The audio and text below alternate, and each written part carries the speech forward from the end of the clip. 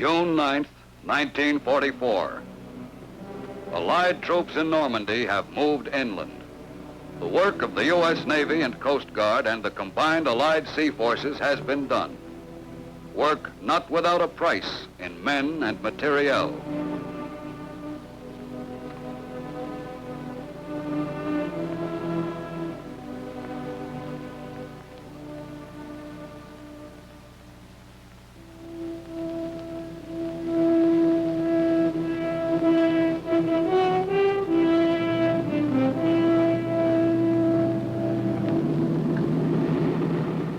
It all began many months earlier. In Chesapeake Bay and other sections of the American coast, untested sailors and soldiers learned the task of getting from ship to shore. But that time, the shore was a friendly one.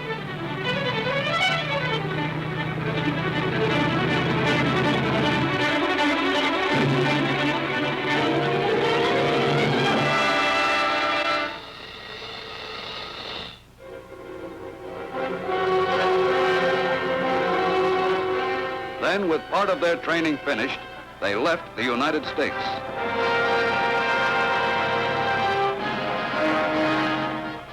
Late in the winter and all through the spring, the great convoys moved eastward across the Atlantic. Aboard all the transports, life was the same. The troops relaxed and waited for the voyage to end.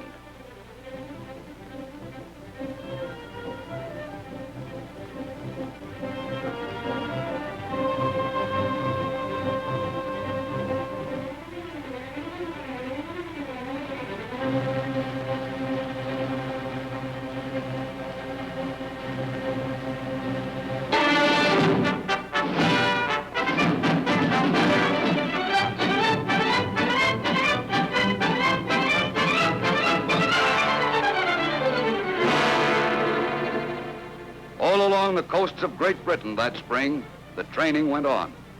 Navy and Coast Guard landing barges practiced landing operations day and night.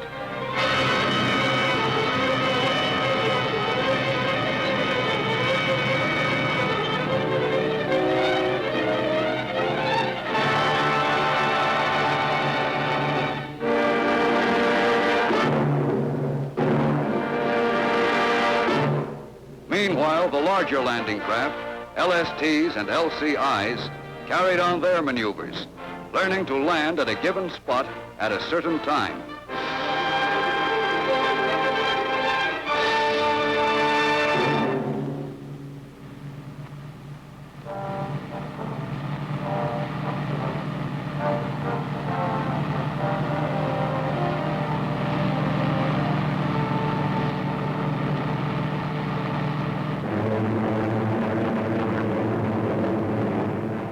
Through all the days of preparation, Allied planes, thousands of them, continued to soften enemy defenses and communications in daily raids.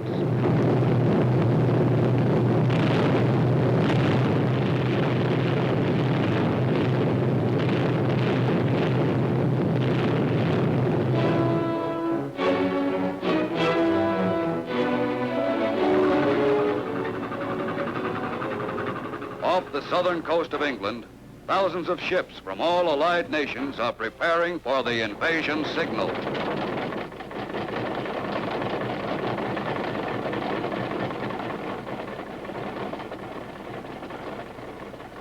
Navy and Coast Guard crews make last-minute preparations.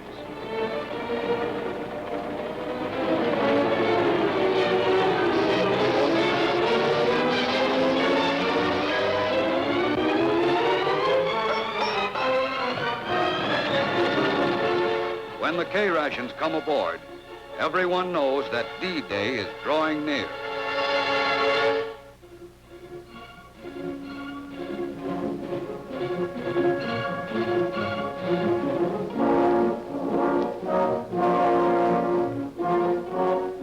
Somewhere in southern England, troops embark on LCVPs to be ferried to the waiting transports offshore.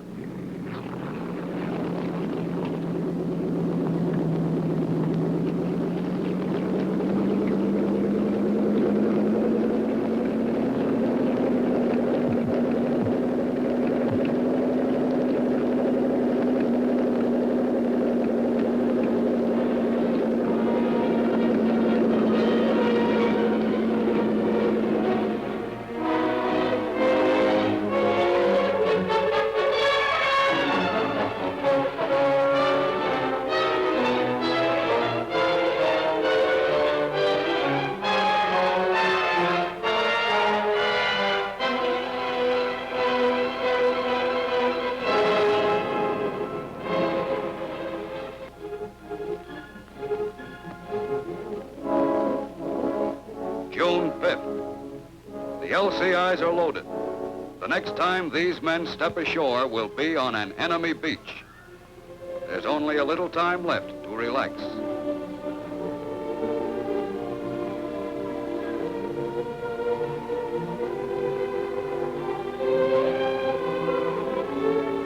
And the bombing attacks of the Air Force are intensified.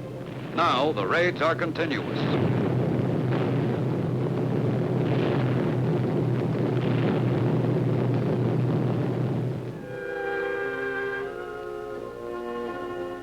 At ports of embarkation, the troops prepare themselves for their greatest battle.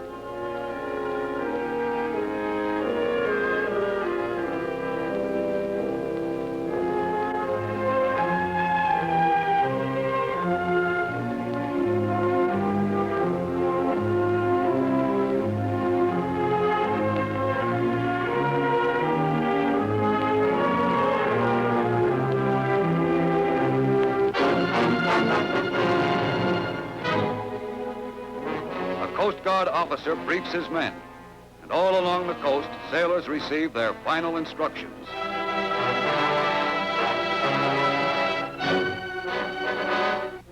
At last, the ships leave the coastal waters and move out into the channel.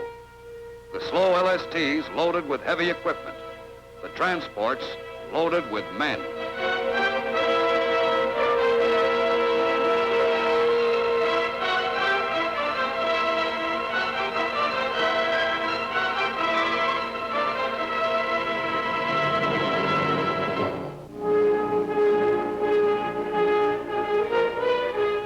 Fast warships screen the mighty invasion fleet from enemy raiders. At 15:30, a Coast Guard flotilla of LCIs leaves, loaded with engineers, medical corpsmen, and infantry.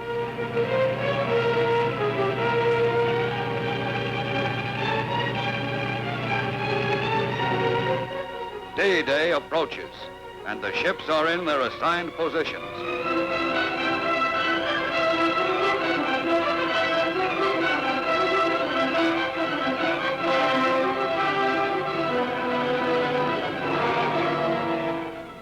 For some of them, like the Coast Guard manned transport Chase, it is the fourth invasion in European waters.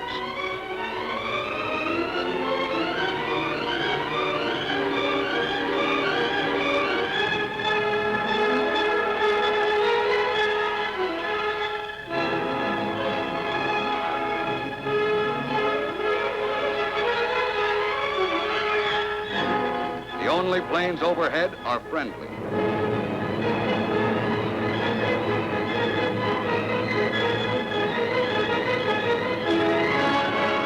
From the 83-foot Coast Guard rescue boats to the Navy's powerful battle wagons, the invasion fleet is moving towards France.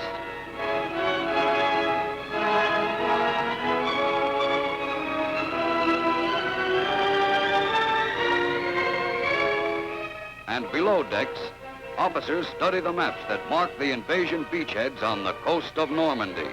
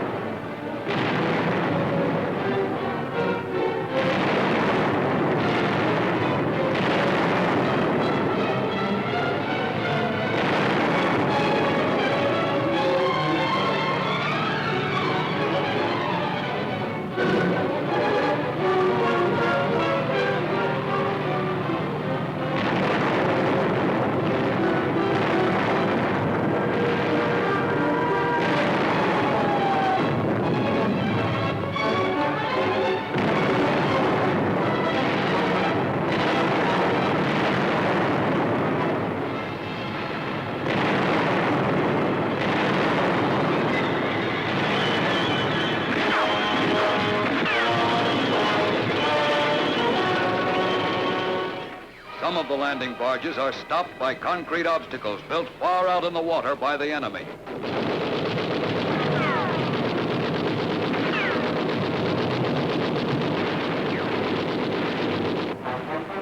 Offshore, the larger landing craft approach the beachhead slowly.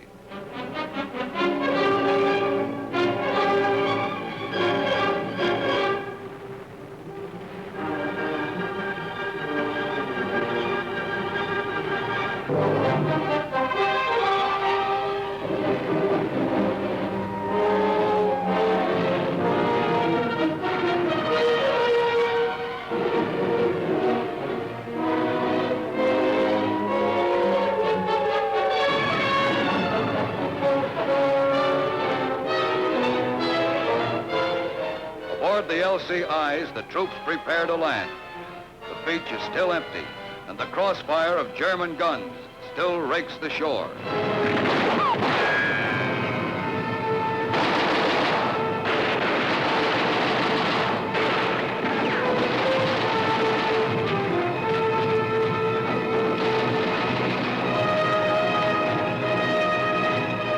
Out of enemy firing range, the LSTs wait to move in until the beaches are cleared.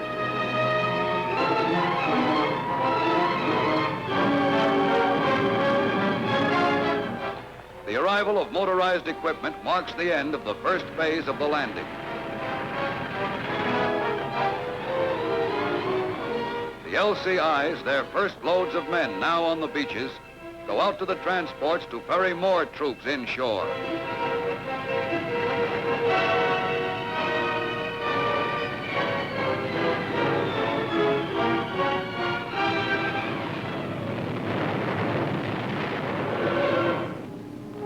Still waiting beyond gun range, the LSTs unload supplies on smaller LCTs. Heavier equipment is transferred to giant rhino ferries, flat-bottomed barges that will land it ashore. And reinforcements arrive, thousands of men.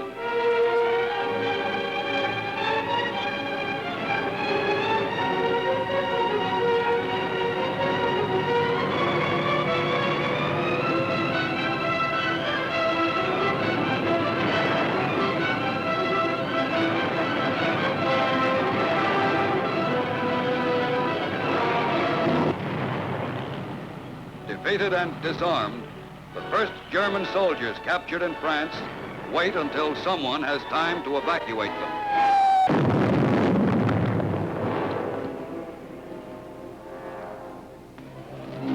Out in the channel, the rescue boats of the Coast Guard are looking for survivors and aiding damaged vessels.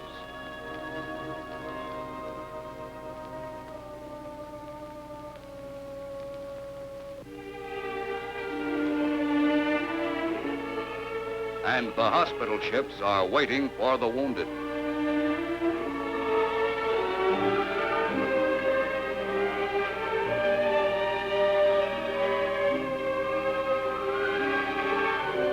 From a damaged Coast Guard LCI, a wounded man is transferred to another ship. The life-saving blood plasma goes with him.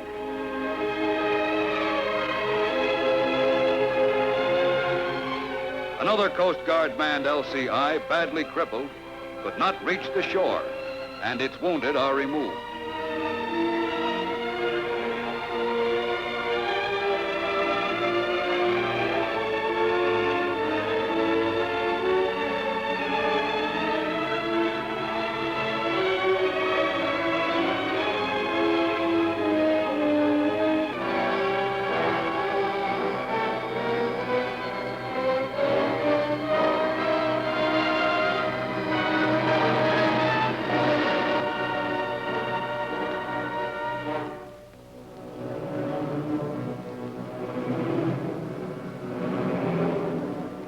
The beach is firmly in Allied hands now, and the vast extent of the operation is visible. Silent evidence of the fierce battle is apparent everywhere.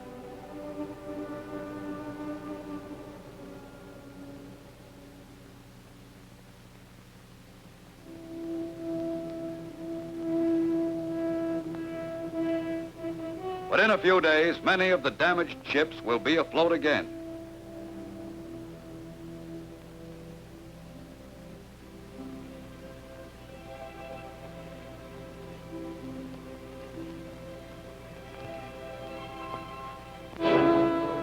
Now, more and more troops move inland to push the enemy back.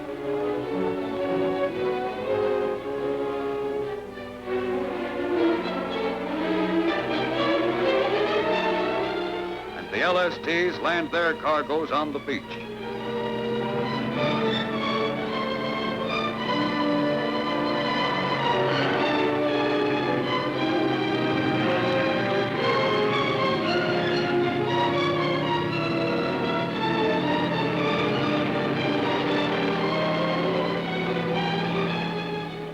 Barges built especially for the Normandy operations are left on the shore to be unloaded.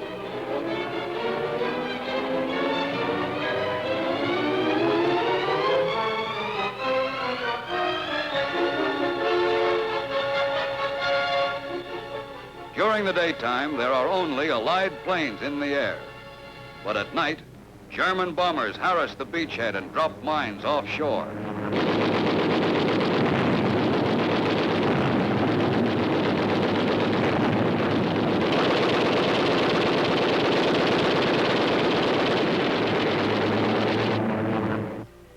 Out of sunken block ships, artificial harbors have been built. Until a port is won from the enemy, these must handle all Allied shipping. Bad weather came after the fighting on the beaches was over.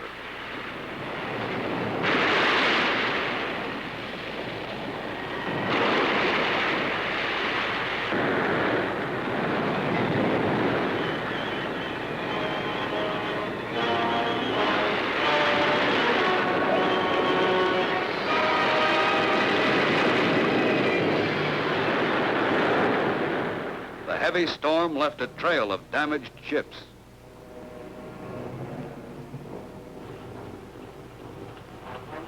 Once again, the landing barges moved out into the channel, this time loaded with German prisoners.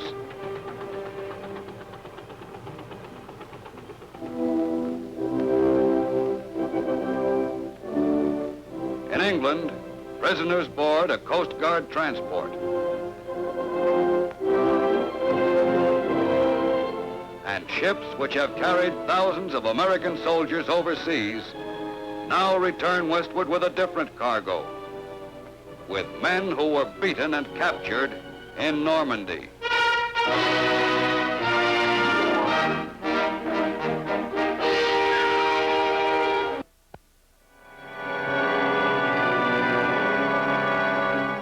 There is an ancient saying that all roads lead to Rome. If that is true, the United States Army had taken the longest and toughest road. Arriving on the 4th of June, 1944, 2 years and 6 months after Pearl Harbor and America's entrance into the war.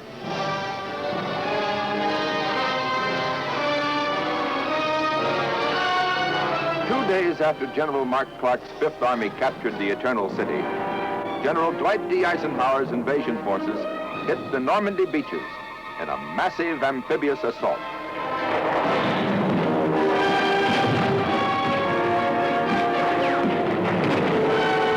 Despite bitter German resistance, we built up an enormous beachhead and finally broke through.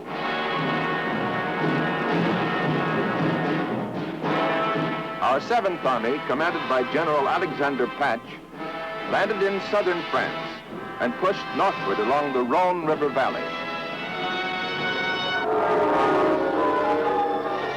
10 days later, Paris was liberated.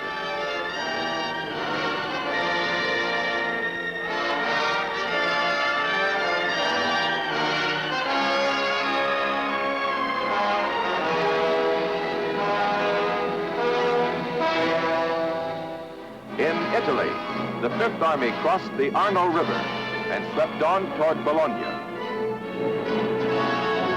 In the Pacific, General MacArthur's forces invaded Morotai Island in a giant amphibious leap that put them within 300 miles of the Philippines.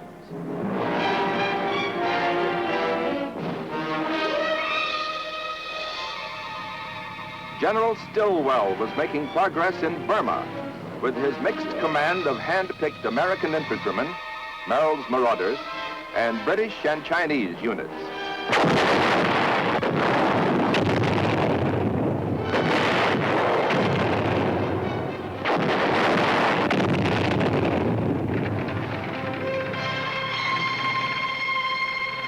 The tide of war was turning against the aggressors with a vengeance.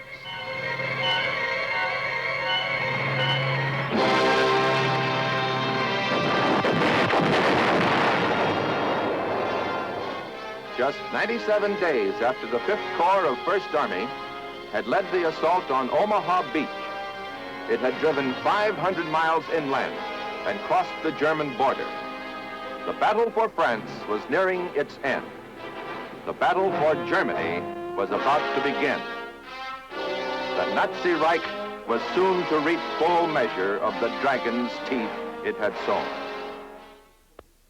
The immensity of global war, as it occurred at the height of World War II, staggers the imagination. On the ground, in jungles and swamps, in mountains and forests, and on the plains, millions of men scattered around the entire world, locked in combat. In the air, thousands of others with their bombing and fighting aircraft. On the seas and beneath, other thousands with their surface ships and submarines. Incredibly long supply lines with mountains of materiel to transport. Vast communication networks stretching around the earth. It was the greatest concerted organization of military might in the history of the world. It was as if the scriptural concept of the Battle of Armageddon was being realized in its greatest magnitude. In Europe, by the end of September 1944, the United States had 5 great armies battling the Nazis. The 5th Army in Italy, the 1st Army with elements already on German soil, the 9th, the 3rd, and the 7th, all fighting beside British and Free French and other Allied forces. In the Pacific, the 6th Army and other elements.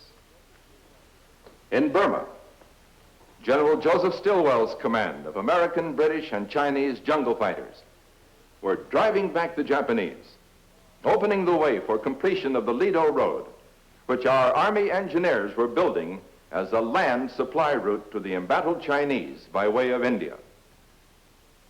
In Russia, German armies were in retreat before massive Soviet counterattacks.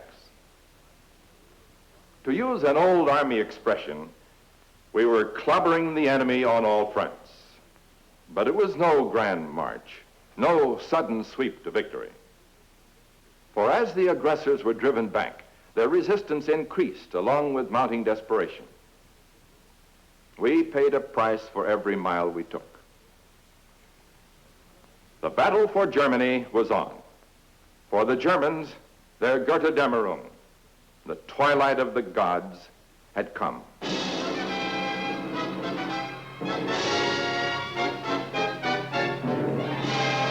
Our armies were battering at the gates of the Nazi homeland. General Hodge's First Army drove through the vaunted Siegfried Line, mile upon mile of concrete fortifications and anti-tank emplacements through the city of Aachen.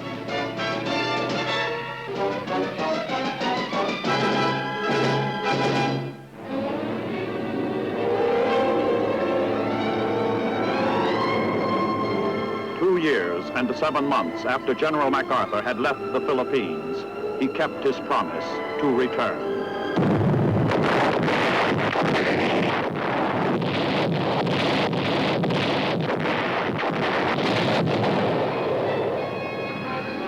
On the 20th of October, 1944, his forces invaded the island of Leyte.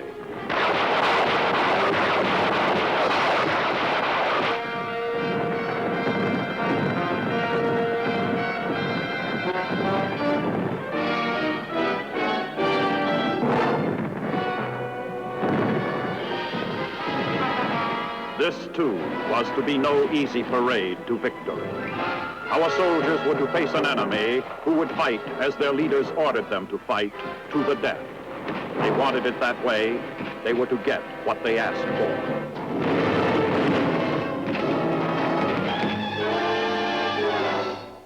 7 days after MacArthur landed on Leyte, the United States 3rd and 7th Fleets dealt the Japanese Navy its death blow in the battle for the Leyte Gulf.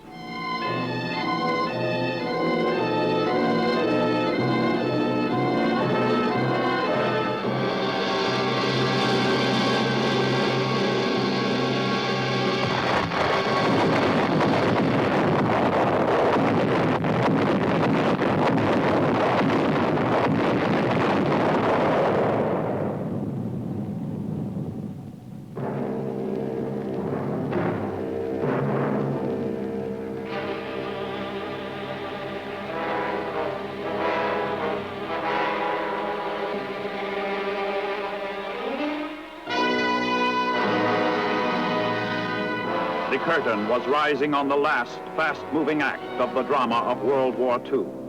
General Patton's Third Army took Metz. Ahead was the nearby Saar Basin, Germany's second most important industrial district.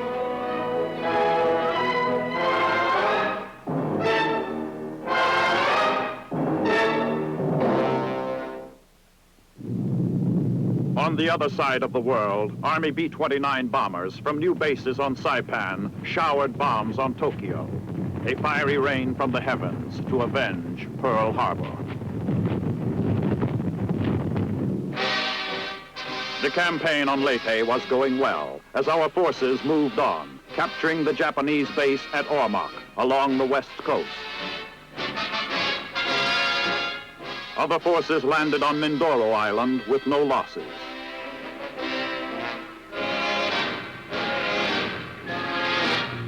While General MacArthur's forces were driving forward in the Philippines, Patton's Third Army penetrated the Saar and drove on across the Saar River.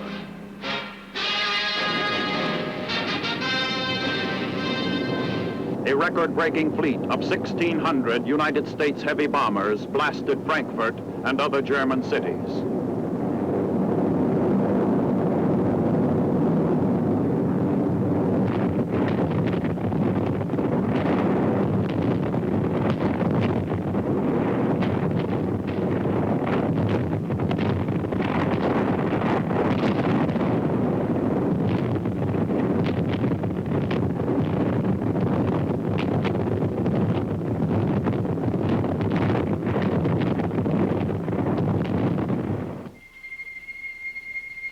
The Nazis were reaping a bitter and devastating harvest from the seeds they had once sown from the air. Now the very perpetrators of aerial blitzkrieg saw their own cities reduced to rubble. To the millions of Nazi war victims, here at last was a measure of retribution against their merciless executioners.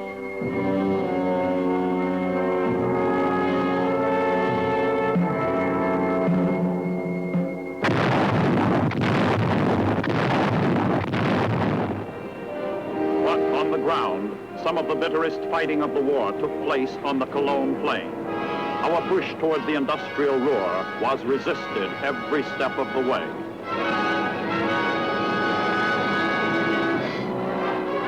Then, on the 16th of December, 1944, the German counteroffensive struck.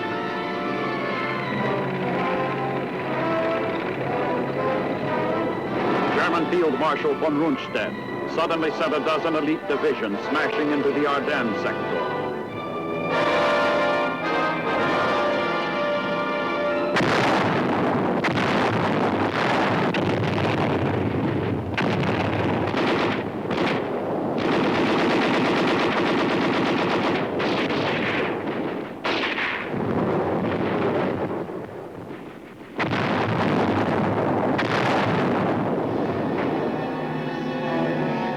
Von Rundstedt had cast the dice for high stakes, crossing the Meuse River, driving toward Liège, and trying to cut the Allied communication lines from Antwerp to the front lines.